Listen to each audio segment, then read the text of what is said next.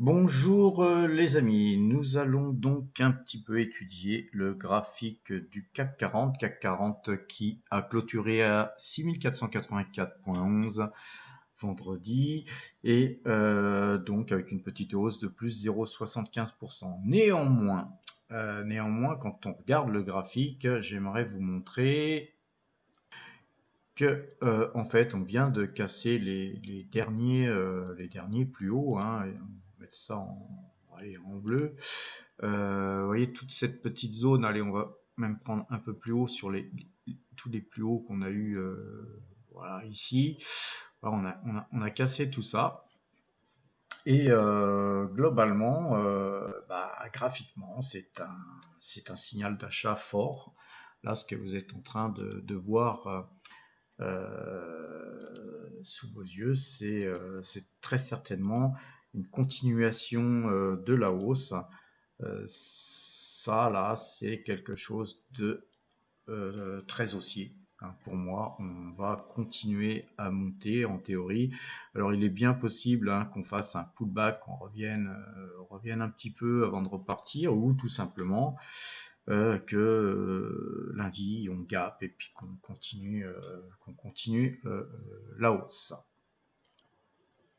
Néanmoins, on fera toujours attention parce qu'il me semble que sur les Bollinger, vous voyez là sur les Bollinger, ça commence à tirer. Donc on va avoir quand même de plus en plus de mal à monter, hein, puisque la bande supérieure Bollinger va réfréner un petit peu cette hausse. Concernant Ichimoku, bon, on va regarder, mais c'est forcément encore toujours très très acheteur, hein. On est toujours au-dessus du Kumo.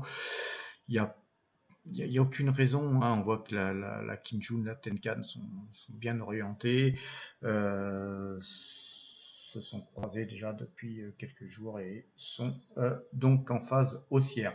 Voilà, maintenant, là, si vous regardez la moyenne de 12, toujours, c'est 13 acheteurs. Et mon indicateur qui est l'indicateur directeur, hein, qui est Directional Index Movement de 12, est passé, mais vraiment très très brèvement vendeur là ici. Voilà. Alors la gestion en fait pour ceux qui font du court terme, hein, moi c'était pas si vendeur, mais j'ai mis un stop, tout simplement un stop euh, un peu plus bas encore que les cours qui croisaient à ça. C'est-à-dire que je me suis laissé une petite chance de voir le marché se reprendre. Et on va regarder ça. Là, ici, on a eu un signal de vente, hein. Moi, mes stops étaient, pour tout vous dire, un petit peu en dessous. Ils étaient, je sais plus, sur Sim 349, hein. Moi, j'attendais vraiment qu'on vienne se balader par là pour jeter des gants. Là, ici, c'était vu qu'il y avait en plus une remontée en fin de séance, même si on a ouvert plus bas, là, c'est vrai que je peux vous dire que j'étais pas trop fier, hein. Je me suis posé la question, est-ce que je dois couper mes positions? Puis le marché n'a fait que remonter, remonter, remonter, remonter, remonter, pour même repasser acheteur.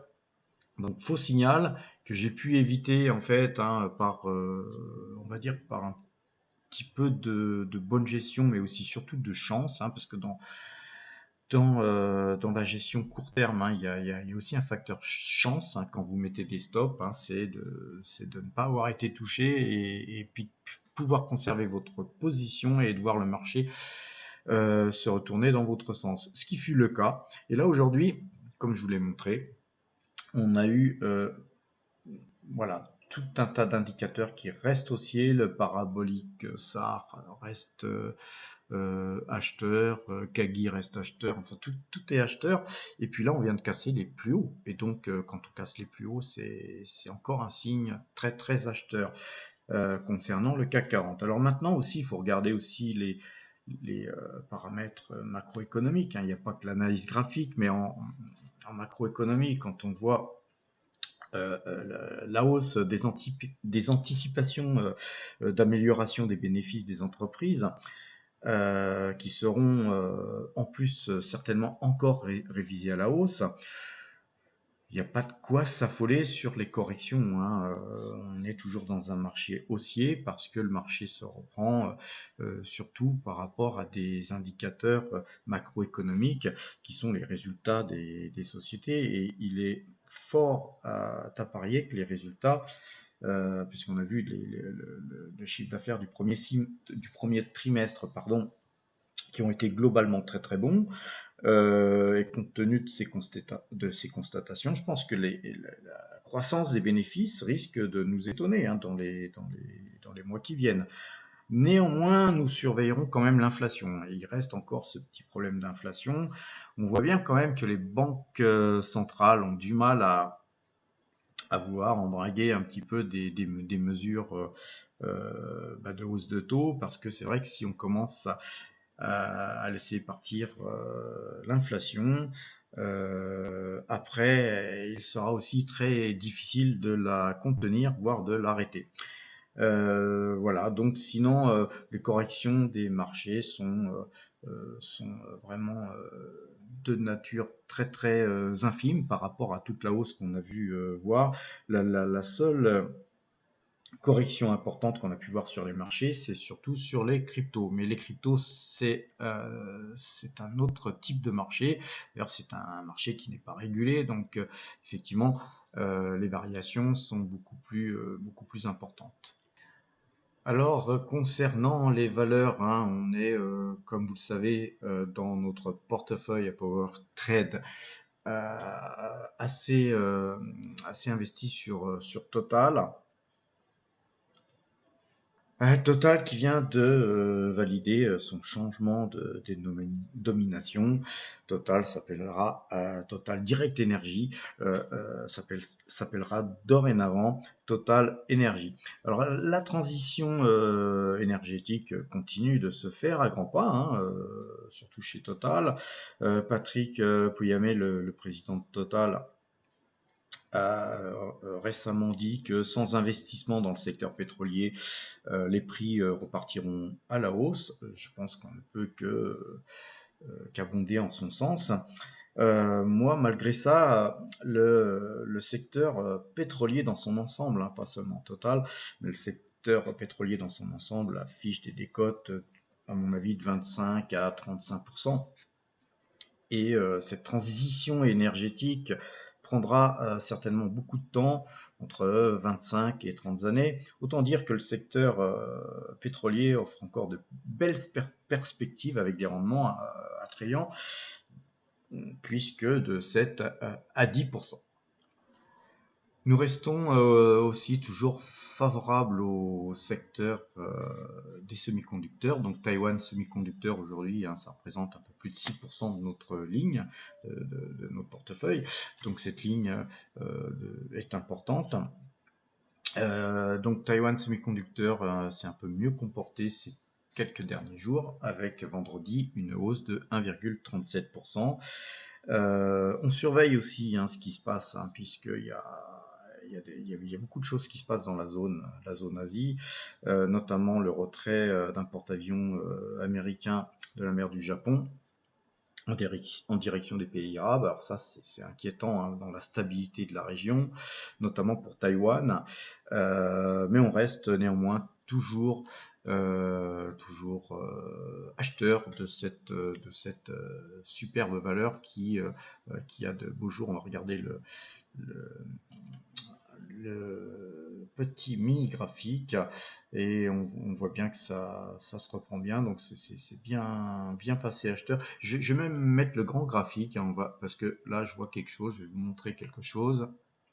Et donc voilà le graphique de Taiwan Semiconductor en daily, hein, on est en daily là-dessus.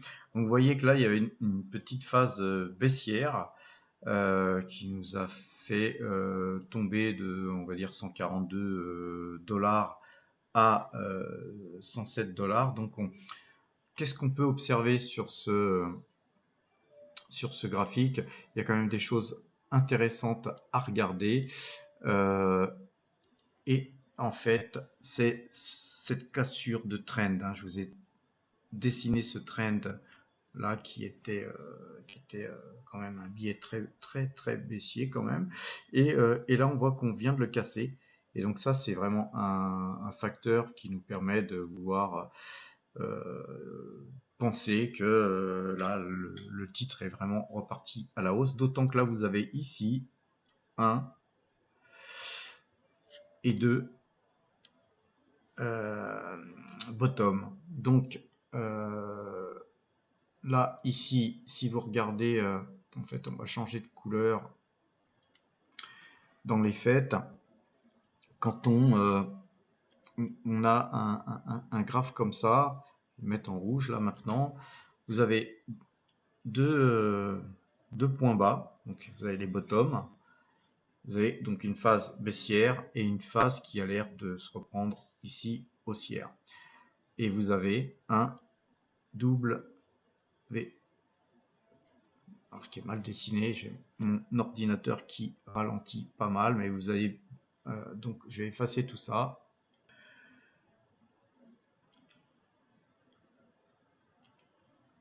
Et donc vous voyez ici, je vais vous le dessiner. Enfin, vous voyez bien un W qui s'amorce. Alors évidemment, pour vraiment le valider, il faudrait remonter jusque là. Effectivement, si on arrive sur les 128, l'objectif, hein, c'est de revoir les plus hauts qui se situent par là. Voilà, donc c'est pas très propre hein, ce que je vous fais. J'ai dû changer de pinceau parce que ça ralentissait. Donc, il y a une autre valeur sur laquelle j'aimerais un petit peu m'étendre aujourd'hui. On a LDC. Donc je vais vous parler un petit peu d'LDC. Je vous en ai déjà parlé il y a quelques temps, mais je vais vous en reparler avec le graphique. Hein, on va juste faire une petite analyse graphique vraiment toute simple. Hein. Là, on voit bien qu'il y a un trend, hein, il a été cassé. Mais surtout, ce qui est très intéressant, c'est de voir ce gap. Et quand il y a des gaps comme ça, c'est en général très haussier derrière. Donc, ceci dit, il peut y avoir des pullbacks. Hein. Mais qu'est-ce qui me fait avoir envie de vous reparler et de revenir sur cette valeur, c'est que vous savez que dans le portefeuille Power Trade, on a on a une petite ligne en agroalimentaire, bien sûr, et c'est assez simple. On est sur Coca-Cola, hein, qui est notre plus grosse ligne dans le secteur alimentaire, et LDC. Alors LDC, alors, on est sur Coca-Cola pour le dividende trimestriel et la croissance, hein, bien sûr, mais LDC vient, quant à elle, à annoncer un chiffre d'affaires stable et un bénéfice en recul de 3,7%. Alors, ce qui est en fait très bon par rapport au fait que ce bénéfice annoncé, il a subi le Covid et surtout la hausse de certaines matières premières comme le blé, le soja, le maïs. Et donc, voilà, on peut juger que c'est une très bonne nouvelle. D'ailleurs, le marché a salué cette bonne nouvelle. Et puis surtout, c'est qu'il y a un petit bonus. Hein. Le bonus, c'est que le dividende est relevé de 50%, donc il passera de 1,20 euros à 1,80 euros. Alors voilà, c'est sympa.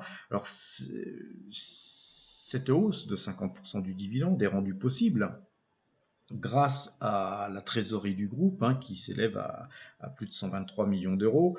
Et juste pour votre gouverne personnel, pour ceux qui ne connaissent pas LDC, LDC c'est Marie, c'est poulet de louer, gaulois, maître coq, tradition d'Asie. Et voilà, surtout c'est une société qui est bien gérée. Bon, pour faire un petit tour un petit peu complet sur les marchés, on va parler un petit peu du marché immobilier. Moi, je reste à l'écart hein, du marché immobilier français et surtout du marché immobilier commercial européen. Et plutôt, je reste confiant par contre sur le marché américain, notamment par le biais de Realty Income qui verse un dividende mensuel et qui a une bonne c'est aussi une société très bien gérée et qui a une bonne croissance.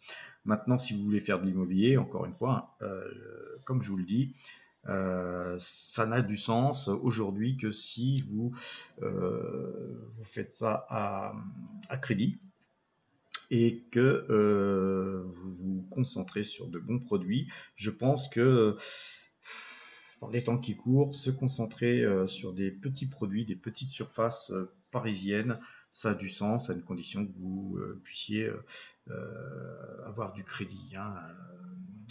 Donc aujourd'hui aussi, pareil, pour avoir des crédits, c'est un petit peu plus compliqué. Mais voilà, à crédit, monter une SCI, ça a du sens. Et puis on va terminer sur le marché des cryptos. Moi, je vais surtout vous analyser le Bitcoin. Je parlerai un petit peu du BNB, mais j'ai pas trop envie de m'étendre sur le sujet. Alors, concernant le Bitcoin, alors dans les faits, quand on regarde cette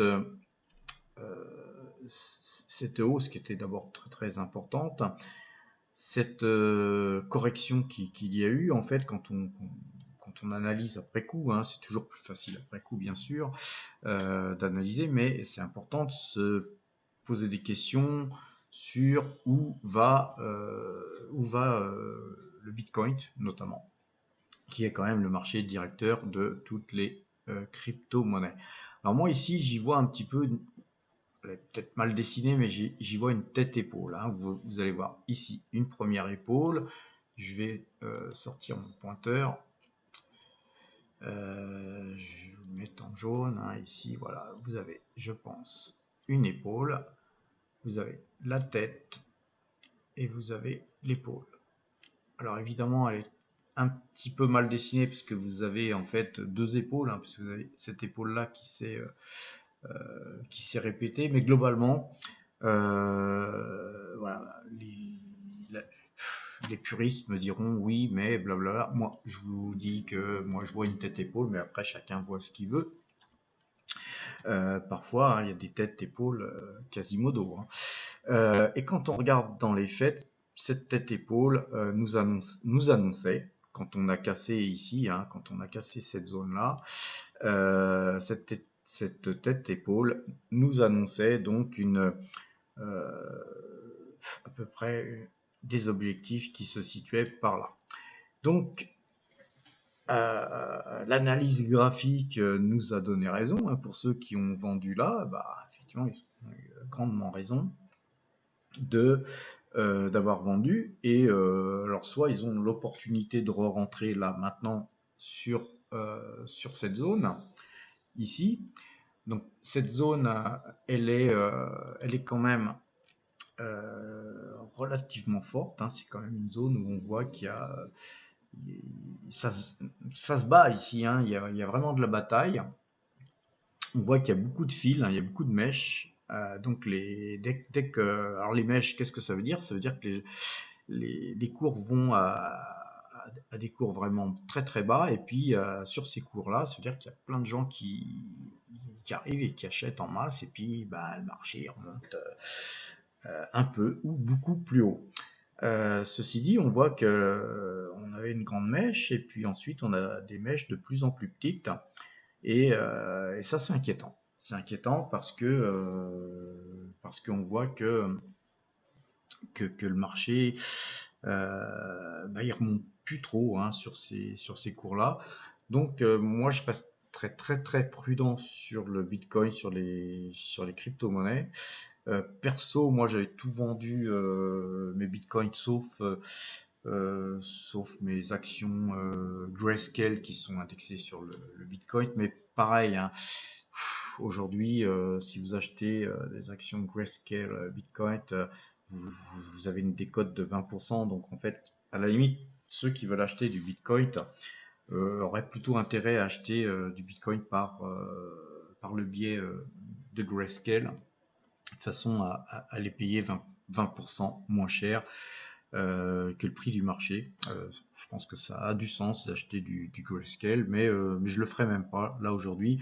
Moi, j'ai pas vocation à augmenter plus que ça mes poses sur les cryptos par rapport à la configuration. Par contre, quand même, moi je pense que il y a quand même de fortes chances que le marché, et donc il faut surveiller cette zone, mais il y a vraiment de très fortes chances que le marché rebondisse là-dessus et aille essayer de combler ici ce gap, ainsi que ce gap qui est là aussi, qui se situe dans la zone des 60 000 dollars. Hein. Le deuxième gap est quand même beaucoup plus haut, sans pour autant repartir, casser les plus hauts historiques, mais peut-être qu'avant de repartir à la baisse, on va peut-être au moins chercher à combler ce premier gap qui est à 46 890 dollars.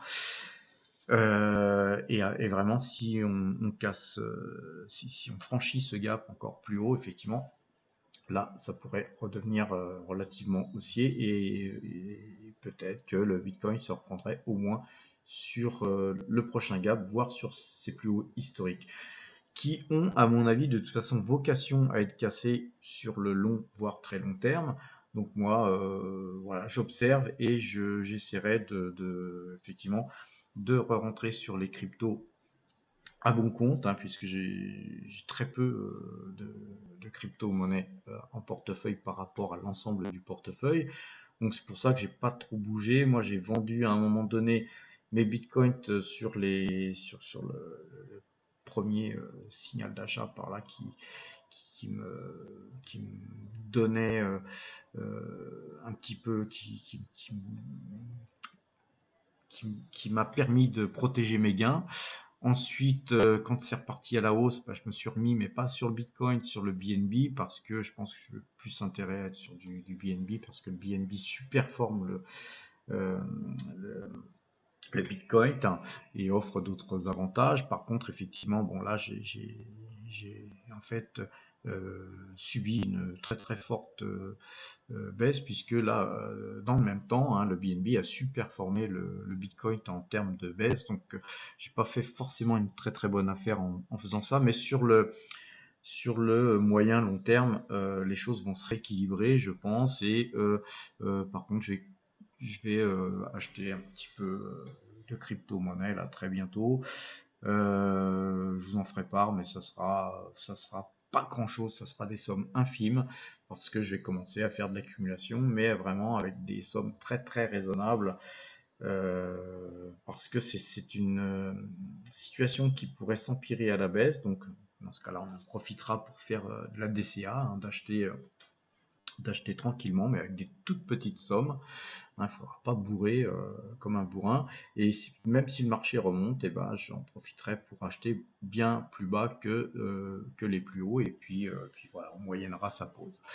Voilà, concernant les crypto-monnaies, je ne vais même pas vous analyser le BNB, mais si vous regardez euh, le BNB par rapport au Bitcoin, vous apercevez que effectivement sur le moyen long terme, c'est beaucoup plus intéressant d'avoir du BNB que du Bitcoin. Mais encore une fois, les crypto-monnaies, hein, c'est pas ma tasse de thé.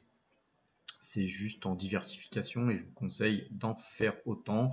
Ne vous laissez pas griser par les fortes hausses de ce type d'actifs, hein, puisque les fortes hausses peuvent se transformer en très fortes baisses. On l'a vu dernièrement, donc faites attention, soyez prudents et passez un excellent week-end.